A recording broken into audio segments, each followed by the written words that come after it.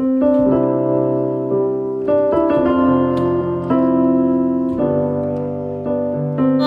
amis, la famille, bonjour à tous, j'espère que vous allez bien.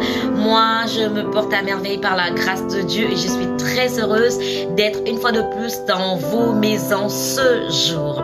Je suis Sarah Moussondi pour les habitués de la chaîne. Je vous dis merci pour votre fidélité et pour les nouvelles. Soyez les bienvenus dans notre grande famille. Ici, c'est la joie, ici, c'est la paix, ici, c'est l'information sûre à 99,99%. Alors, si je le dis, c'est simplement parce que nos informations sont tirées sur le site officiel du gouvernement. Et je le réitère encore, je ne suis pas agente en immigration, je ne suis pas consultante en immigration, je ne fais pas les dossiers des gens, je ne demande pas de l'argent des gens, je viens simplement aider les personnes qui font des procédures, les donner l'information sur, et pour ceux qui veulent faire des procédures, je viens simplement les informer. Alors aujourd'hui, c'est une suite d'une vidéo que j'avais fait, je pense qu'il y a 1 ou 2 mois. Ça concernait un visa visiteur. Est-ce qu'on peut travailler au Canada avec un visa visiteur?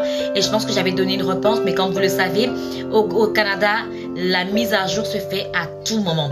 Et donc, il y a eu une mise à jour, mais du bon côté, parce que ça serait bénéfique pour vous, pour toutes les personnes qui me posaient cette question, qui voulaient venir au Canada et travailler au Canada avec un visa visiteur. Et oui, c'est maintenant possible. Depuis le 3 mars 2022, il y a eu une mise à jour par rapport à ce sujet. Mais avant de rentrer dans le vif du sujet, je vous conseille de vous abonner, de partager, de liker, de commenter au maximum. De commenter, partager, liker s'il vous plaît. Je vais vraiment être rapide. Comme je vous dis, j'essaie de faire vraiment les vidéos entre mes pauses de travail. Vraiment, ça ne doit pas me prendre plus de temps que ma pause. Donc, je serai un peu rapide. Si vous avez des questions, n'hésitez pas à me poser en barre de description, plutôt dans les commentaires. Et je mettrai également le lien en barre de description pour le site, pour ceux qui veulent vraiment aller lire des informations. Je vais aussi préciser que toutes les informations que je mets ne viennent pas de moi. Ce sont des informations, comme je le dis, tirées sur le site officiel du gouvernement. Et l'autre, c'est vraiment comme 10% ou 9%, 5%. C'est vraiment mon expérience et mes recherches. Je m'assure vraiment à faire des bonnes recherches, à vous donner des informations sûres. Et sachez que ces informations peuvent être modifiées à tout moment. Parce que le site du gouvernement peut être mis à jour à tout moment. C'est vraiment un site où c'est eux qui décident s'ils vont changer l'information. Le matin, on peut vous dire que vous n'avez pas besoin de payer des frais pour tel visa.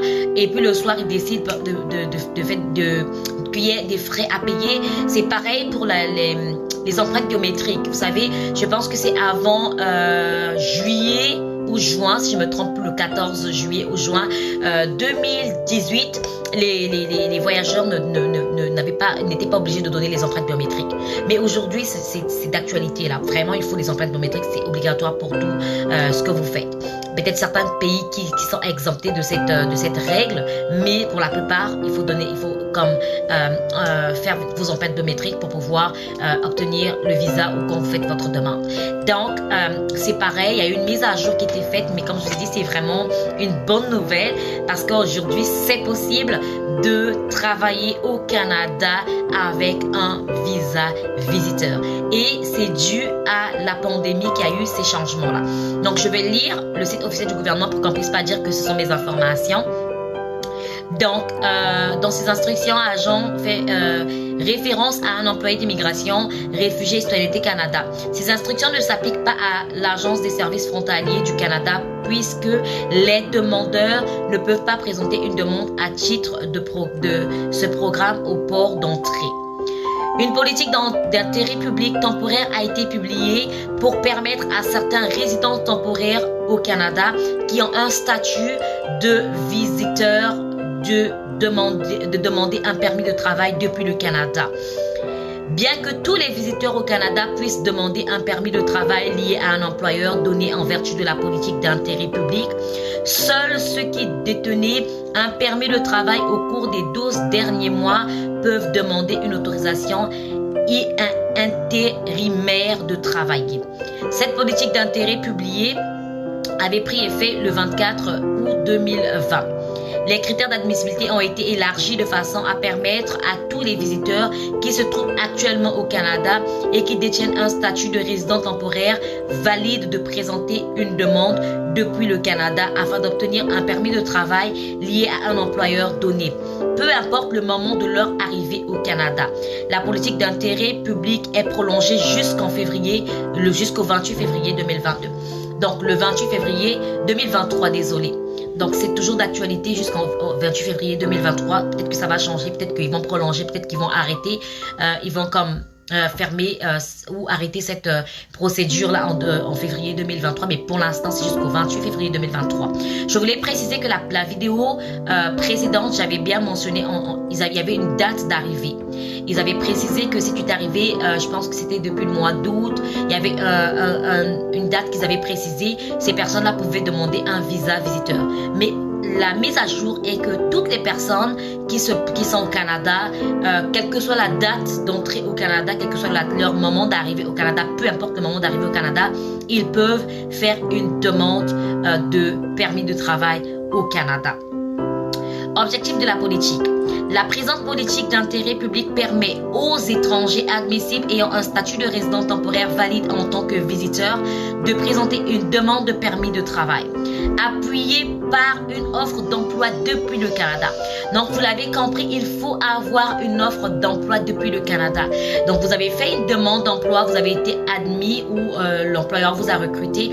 En ce moment-là, vous allez joindre votre preuve d'emploi au Canada pour pouvoir faire la demande du permis de travail.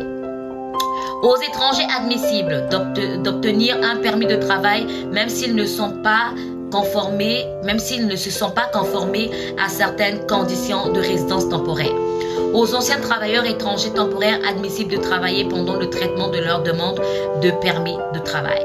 Critères d'admissibilité des visiteurs pour la demande d'un permis de travail lié à un employeur donné.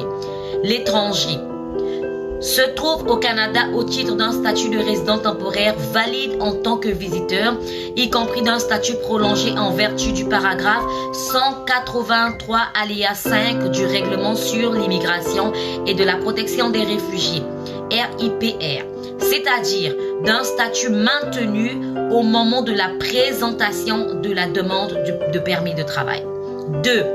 À présenter une demande de permis de travail liée à un employeur donné au moyen du formulaire IMM 5710. Demande pour modifier les conditions de séjour, proroger le séjour ou demeurer au Canada comme travailleur.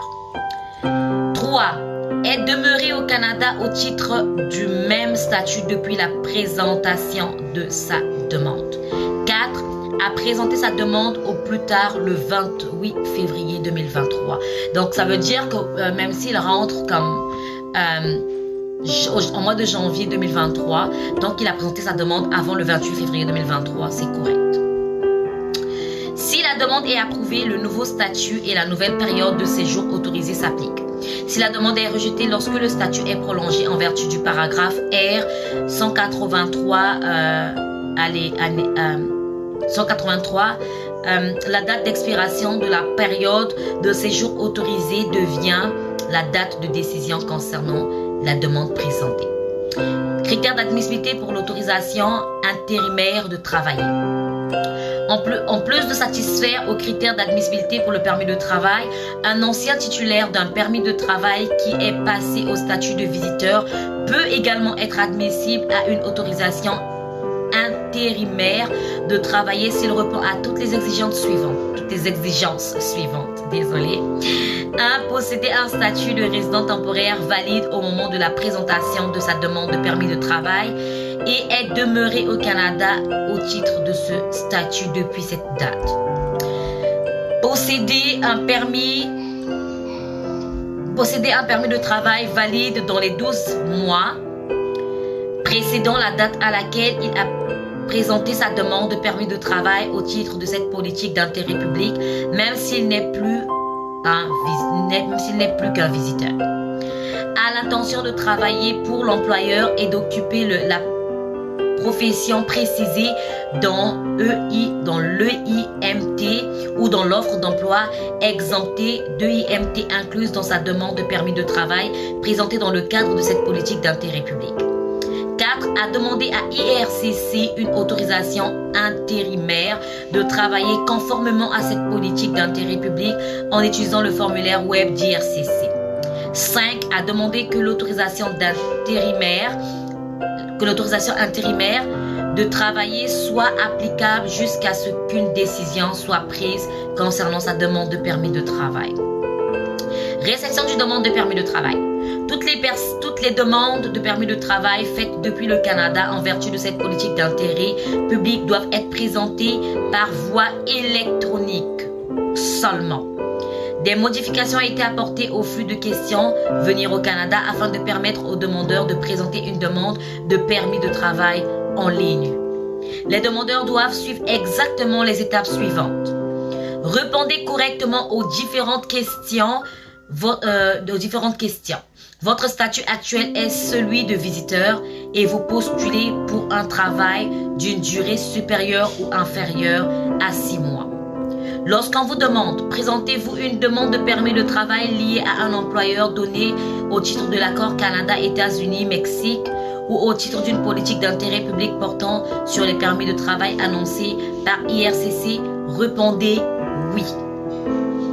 La présentation de la demande de permis de travail par un visiteur est suffisante pour lui permettre de satisfaire aux conditions d'admissibilité de la politique d'intérêt public.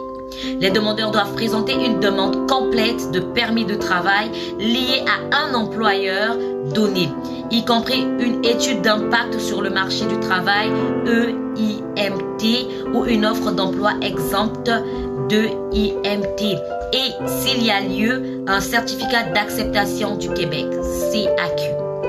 Les personnes souhaitant obtenir une autorisation intérimaire de travailler doivent faire une nouvelle demande en utilisant le formulaire web d'IRCC conformément aux directives ci-dessous. Étrangers souhaitant obtenir une autorisation de travail provisoire. L'autorisation de travail provisoire n'est pas accordée automatiquement. Les étrangers admissibles doivent présenter une demande en utilisant le formulaire web d'IRCC.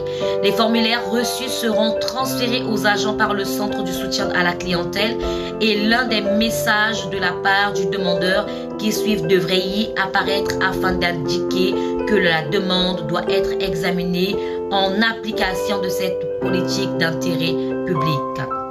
Il y a un exemple de modèle fourni dans les directives publiques. Je vais vous mettre le lien en barre de description. Traitement des demandes à titre de la politique d'intérêt public. 1. Réception du formulaire web d'IRCC. Donc, à la réception du formulaire web d'IRCC, le centre de soutien à la clientèle sépare les demandes et les achemine vers un dossier particulier auquel le réseau centralisé RC a accès. Et le centre du service à la clientèle peut utiliser le mot-clé ci-après pour extraire les demandes présentées au titre de cette politique d'intérêt public, visite de travail 2020. Afin d'assurer le respect de la politique d'intérêt public, les agents du service à la clientèle n'examineront pas les formulaires web qu'ils reçoivent et n'y répondront pas. Ils achemineront simplement le formulaire web vers le dossier de courrier électronique approprié aux fins d'évaluation par le RC. 2. Évaluation au titre de la politique d'intérêt. Il existe une norme de service de 30 jours ouvrables pour l'évaluation des demandes au titre de cette politique d'intérêt public. Les agents doivent examiner la demande de prise en considération au titre de la politique d'intérêt public afin de déterminer si tous les critères ci-après s'appliquent. 1. Il existe une demande réelle d'évaluation au titre de la politique d'intérêt public. 2. Les renseignements que contient cette demande permettent de trouver la demande de permis de travail dans le système mondial de gestion des cas SMGC. 3. Le demandeur a été titulaire d'un permis de travail au cours des 12 mois précédant la demande. Suivant les procédures applicables dans les cas suivants. La demande au titre de la politique d'intérêt public est incomplète. La demande au titre de la politique d'intérêt public est complète. La demande au titre de la politique d'intérêt public ne répond pas aux critères d'admissibilité. Donc, ce sont les 3 cas. La demande au titre de la politique d'intérêt public est incomplète.